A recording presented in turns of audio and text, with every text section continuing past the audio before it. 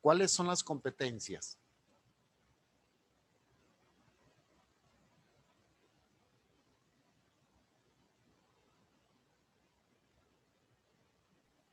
A Puede ver, ser la, ay, sí, sí. pues esa parte en la de los valores, por decirlo así. Esa es una parte, el desarrollo de valores. ¿Y cuáles son, qué se entienden por competencias? Cuando hablamos, fíjate bien que ustedes más adelante lo van a ver, ¿no? Lo vamos a saborear. Pero en nuestro nuevo sistema, ¿no? La Escuela Nueva Mexicana habla mucho de competencias, pero no nada más en este sistema, sino en el anterior, hablaban en el desarrollo de competencias, ¿sí? ¿Y cuáles son entonces esas competencias? Es lo de activación infantil, iniciativa, la social, Ajá, la matemática, la comunicación, ¿no? ¿Eso? sí, sí, sí, es todo esto. Entonces, las competencias no nada más son las habilidades en relación a las matemáticas, ¿no? Sino que estamos hablando lo que implica el aprendizaje de las matemáticas, entonces el desarrollo de habilidades, de capacidades, ¿no? Y tenemos entonces capacidades de atención, concentración, memoria, juicio, raciocinio, solución de problemas, etcétera. Pero también hablamos de competencias sociales. Están combatiendo ahorita mucho precisamente el fenómeno del bullying. Entonces, las competencias de la capacidad de relacionarse con el otro, del respeto, de la comunicación, de la sana convivencia. Y esto está enmarcado también en nuestra ley, aquí en el estado de Guanajuato, hay una ley que habla sobre la sana convivencia en los centros educativos. Y todo esto tiene que ir luego vaciado hacia la parte social, ¿no? Hacia la parte social en el entorno, el cuidado del medio ambiente. La competencia también habla de la conciencia, ¿no? El establecer entonces de una manera muy clara que el ser humano, el individuo está inserto dentro de una comunidad y de un medio ambiente donde él es el responsable de su cuidado. Bien, vamos entonces. Aquí ya me lo cambió todo en inglés, así es que si tengo dudas se lo pregunto. ¿Eh? Todas son hábiles en el inglés, ¿no?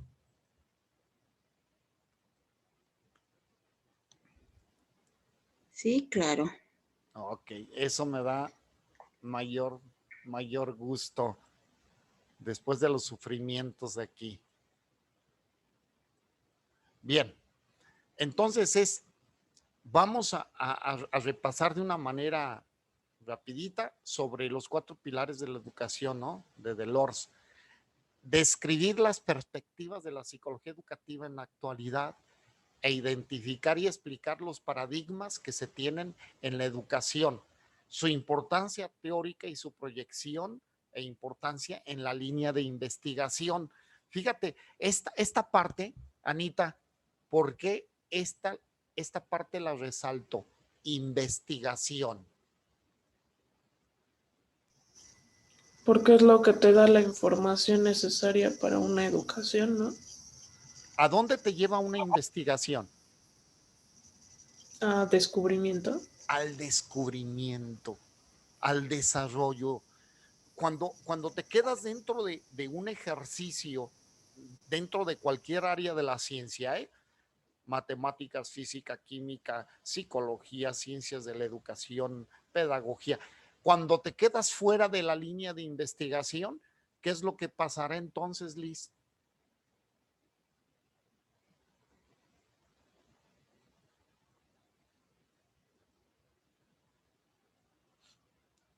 Abre tu micrófono.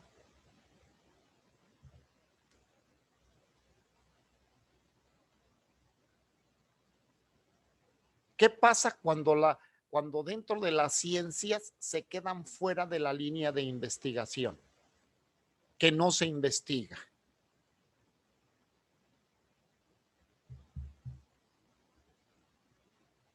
Ángeles, abran su micrófono. No escuché mi nombre, perdón. Ahí. ¿Qué pasa cuando te quedas dentro de una ciencia fuera de la línea de investigación, donde no se investiga? Pues no tienen la suficiente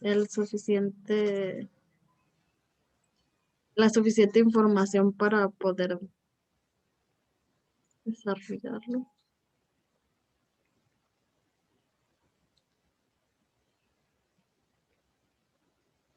¿Qué pasa, Celina, con eso? Cuando una ciencia se queda estancada. No hay crecimiento, no hay desarrollo por parte del alumno. Tiene que haber nuevas perspectivas para que el alumno aprenda, crezca, se desarrolle. Entonces, investigación implica apertura, implica adentrarse a escudriñar, a buscar, a descubrir, a desarrollar, a innovar, a crear. Entonces, en la psicología educativa está abierta esta línea, ¿no? Siempre va a haber situaciones por investigar y por desarrollar. Los métodos de enseñanza evolucionan. Cuando ustedes enseñaron a leer, ¿qué método utilizaban en aquel entonces? Ya ni les digo del mío, del suyo, ¿eh? Porque conmigo picábamos piedras sobre una tableta, ¿no? ¿Cómo se enseñaron ustedes a leer, Ruth? ¿Con qué método? Pues yo también soy de todavía la vieja No, escuela, no, tú eres de la mucho, piedra. tú eres una niña todavía. A ver, ¿con qué método les enseñaron a ustedes a leer? ¿El Pues a silábico? mí ajá, con las sílabas y repetición y Silábico, ¿no? Por lo ujú. general se fueron por el silábico. Pues el silábico ya está quedando un tanto obsoleto, ¿sí? Ya, ahora hay nuevos métodos, lectura directa, por ejemplo. Y esto entonces se convierte en un reto educativo, ¿no? Siempre habrá áreas por explorar, por innovar, para generar caminos, estrategias, etcétera. Bien. Y la educación a lo largo de la vida, entonces se va a basar en estos pilares que Delors nos dijo, ¿no? Aprender a conocer, aprender a hacer, aprender a vivir juntos y aprender a ser. ¿Qué tal? La educación impacta fuertemente en el conocimiento, en el hacer, en el vivir, el poder desarrollar esas capacidades de socialización, pero también hacer uno mismo. La educación te lleva a construirte a ti como persona. Si no te lleva a ti a desarrollar estos 4 aspectos, entonces hablamos de deficiencias y carencias. Deficiencias y carencias. Entonces vamos rápidamente a ver esto que ustedes estuvieron trabajando en sus ensayos. Por ahí me faltaron 2 personitas, que lo acabo de ver. Me acabo de ver que no subieron su trabajo. Y estos son ejemplos de los 4 saberes de la educación. Aprender a conocer. Descubrir los huesos este es un ejemplo, descubrir los huesos del esqueleto humano a través de una aplicación de realidad aumentada, aprender a usar la biblioteca o gestores de información, diseñar y elaborar una entrevista o un experto en la materia que estamos estudiando. Fíjate bien, no nada más es ver en tu libro las imágenes de los huesos, ¿sí?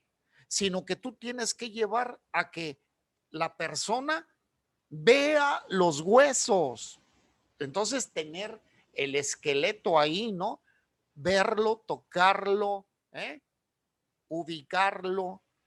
Y luego puedes irte a la zona del ejercicio virtual también a través del internet, donde vean, vean el esqueleto humano. Entonces, a través de diferentes caminos podemos llegar a esto, pero también invitar al médico para que nos hable acerca de la estructura humana, del esqueleto, ¿no?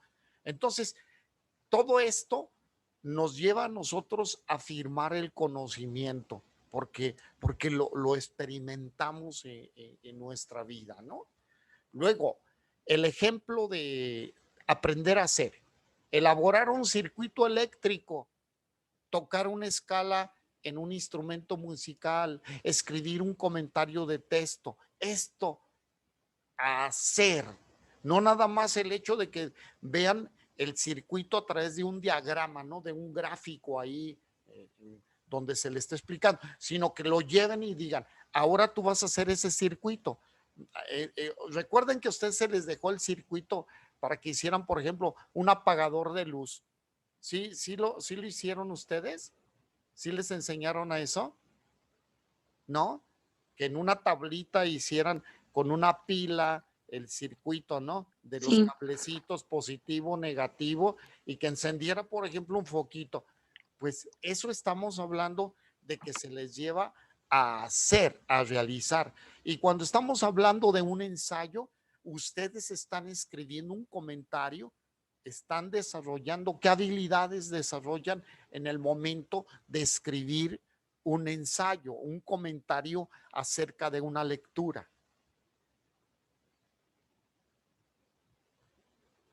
¿Qué experiencias tienen por las cuales pasan para desarrollar, por ejemplo, ese ensayo? el entendimiento de lo que se está leyendo. La comprensión lectora, ¿sí? Y no lo disfrutan o lo sufren. Depende. Sí, Depende. cuando es interesante, pues lo disfruto, pero si es una lectura así como que muy aburrida, no. ¿Sí?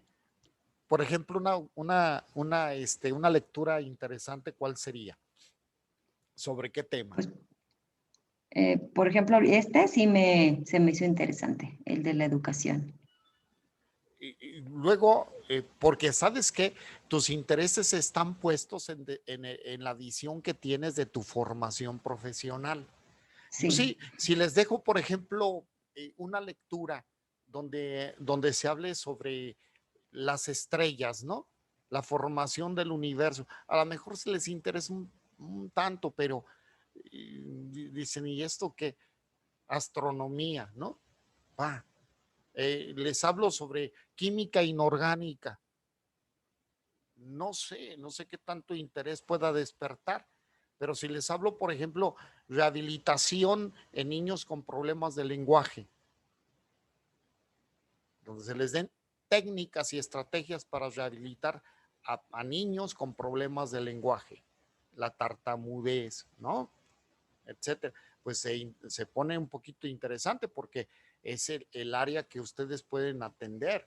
O atención de problemas de depresión. ¿Cómo se utilizan? ¿Qué estrategias? ¿Qué caminos? ¿Qué técnicas se utilizan para sacar a una persona de una depresión? Y se convierte en algo interesante. Estrategias para atender situaciones de manejo de ansiedad. ¿No les gustaría ver cómo se trabaja con un paciente que tenga crisis de ansiedad, ataques de ansiedad, y que lo estén viendo y que un maestro esté haciendo ese ejercicio con su paciente y ustedes observando en la cámara de Gesell cómo le hace? Yo creo que todo esto es interesante, ¿no? Todo esto es interesante. El ver cómo se lleva a cabo una entrevista laboral. ¿Cuál es el ejercicio de un profesional que hace en esto? Es interesante. Entonces, ¿vamos bien? ¿Sí? ¿Alguna pregunta? ¿Me detienen, otros ejemplos. Aprender a vivir juntos. Entonces, nosotros hacemos estrategias para que después de una plática que se tiene con alumnos acerca de la convivencia con el otro, de la tolerancia, del respeto, entonces que hagan un dibujo, que hagan un mural sobre la temática, ¿no? Para adornar su pasillo, un collage, algo que en un momento dado plasme y represente el tema que se dio, o que hagan una representación ahí, ya sé, ¿no? Teatral, un sketch, que ellos inventen, ¿no? Un drama ahí y con sus personajes y lo hagan una puesta en escena. ¿Cuándo se les va a olvidar, por ejemplo, esto, ¿Vieron la toma del castillo de Chapultepec en el tema de historia, los chiquillos? Y ustedes llevan preparado las barbas, los gorros de los soldados, los fusiles, ¿no? Ahí los representan y ponen a los niños héroes y les dan sus nombres y a los soldados norteamericanos y hacen todo un escenario, una puesta en escena de ese suceso histórico. ¿Cuándo se les va a olvidar a los niños? ¿Cuándo? Nunca. Nunca. De verdad, no se les olvida. Y esto es muy interesante, el confiar en que ellos lo pueden realizar. Hay que confiar en que ellos, en la psicología educativa hay que basarle en la confianza. Generalmente, ¿qué dicen las personas cuando los enfrentas a contenidos de aprendizajes nuevos, cuando hay inseguridades, cuando hay temores? ¿Qué expresan? Inseguridad. Miedo, inseguridad, no sé, ¿Cómo no lo puedo, verbalizan? ¿Qué dicen? no sé, no puedo, No sé, no puedo. Es típico, ¿no? Se me hace difícil, no he sido bueno, ¿eh? Y se estoy ponen, capacitado para eso. ajá, y ponemos esto. etcétera. Si yo los invito a ustedes a bucear, ¿se animan? Con equipo de buceo y vámonos a lo profundo del mar. Si nos invitas, sí. ¿Quién no se animaría? Dice Ángeles, yo no. ¿Por qué? Abre tu micro. Porque no sé nadar. Por ejemplo, no sé nadar. Y fíjate que para bucear no se necesita saber nadar. Fíjate, son de las cosas que luego ya sé, ya Ángeles, ya sabes, cuando vayas al mar y que te digan, hay un paseo para hacer un buceo, para snorkear, y no es necesario saber nadar, porque te ponen todo el equipo de seguridad y te cuidan. Entonces, hay que evitar esos anclajes acá, son anclajes cognitivos. El no sé, no puedo, se me hace difícil. Hay que decir, yo sí, Ángeles, yo sí, ¿qué? Si te invitan a hacer algo, yo sí puedo. Yo sí puedo, tú puedes, todos podemos. Hay que generarnos ese mecanismo interesante de liberación, ¿no? Ya estamos viendo cosas bien padres, fíjate bien, ya estoy dándoles tips en relación del trabajo con la gente. Hay que meterlos en esta situación de que sí lo van a poder hacer, sí lo van a poder lograr. Y el cuarto punto del ejemplo aprender a hacer es actividades de meditación, relajación o reflexión, redacciones sobre el tiempo libre o aficiones. Fíjate bien, aprender a hacer, hay que meternos tanto hacia adentro de la persona para que sean conscientes en esta introspección de su talento, de su ser, de sus posibilidades de desarrollo, como al punto de que puedan organizar, administrarse. Uno de los problemas graves de las personas es que no se saben administrar. Chéquenselo. Chéquenselo. No se administran, no se organizan en su vida. Y tú como psicóloga educativa, como psicólogo educativo, ¿qué les vas a enseñar a las personas? A los alumnos cuando llegan contigo con problemas de rendimiento académico. ¿Qué les vas a enseñar inmediatamente? Fíjate, aquí ya estamos viendo tips claros del trabajo. ¿Qué les vas a enseñar? ¿Qué les vas a proponer?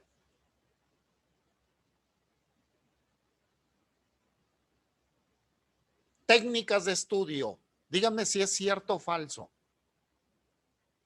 Una vez que exploras qué se les dificulta, en dónde está su situación, pues entonces vienen las propuestas técnicas de estudio.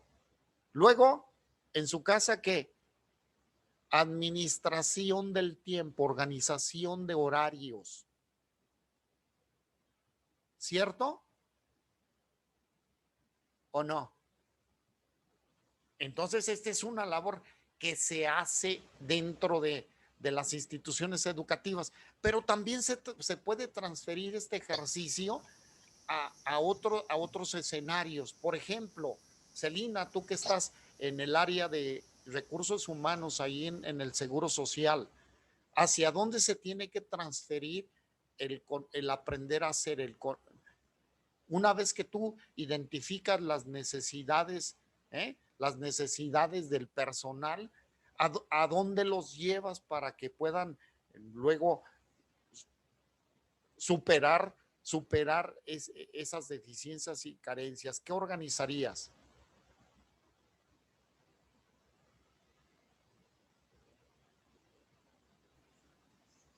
¿Qué organizaría? Como que capacitaciones. Ahí está. Ahí está. ¿No? ¿Ven cómo podemos tener respuestas para?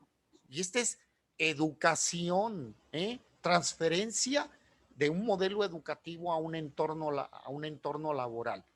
Entonces sí queda claro cómo Delors se empeñó en identificar las partes medulares, los pilares de la educación, a dónde nos tiene que llevar la educación, a desarrollarnos como personas completas, no nada más acá. Esto no sirve si nada más se desarrolla esto. No sirve también si nada más somos todo corazón. Tiene que haber un equilibrio, un desarrollo en estos aspectos para que la persona pueda tener un desarrollo sano, ¿no? Y finalmente, fíjate, en la vida, dice, aprender a ser. ¿Cómo aprendemos a ser nosotros mismos? Construyéndonos día a día, siendo conscientes que vamos sumando en esa experiencia, que vamos sumándole a nuestra vida aspectos importantes. ¿Sí? ¿Sí? Entonces, ¿estamos bien? Bueno, porque ya se nos está terminando el tiempo, ¿no? Fue bien cortito, ¿no? Se me hizo demasiado corto. Y entonces lo que vamos a la vuelta de la clase, a las 8:10, vamos a ver, vamos a ver este tema interesantísimo, las perspectivas de la psicología educativa. ¿Qué significa perspectivas? ¿Hacia dónde? ¿Qué dice? ¿Qué perspectivas tienes? ¿Hacia dónde te diriges? ¿Hacia dónde volteas? ¿Hacia dónde diriges tu mirada? Porque la psicología de la educación se interesa en el estudio, fíjate bien, toda la psicología, estudio de la conducta humana en situaciones educativas. Y entonces, cuando hablamos de situaciones educativas, estas no se dan solamente en un salón de clase, sino se presentan en cualquier lugar, en cualquier tiempo, con cualquier persona. Tú puedes aprender en un momento dado fuera a través de un niño, de un adolescente, de un joven, de un adulto, de una persona de la tercera edad. ¿Se podrá aprender o no? ¿Puedes aprender de un niño? Sí. Hace poquito me encontré con un niño que decía, yo tengo el poder, tengo poderes, decía, tengo poderes. Yo puedo correr rapidísimo. Fíjate bien, ¿eh? Yo puedo aprender muchas cosas. Y dijo, y yo puedo hacerte feliz porque tengo poderes en mi corazón. ¿Qué tal? Tómala, tómala, Pablo, ¿no? Fíjate bien, yo puedo hacer, que te sientas feliz, que te sientas bien, alegre, porque tengo poderes en mi corazón. Entonces, vamos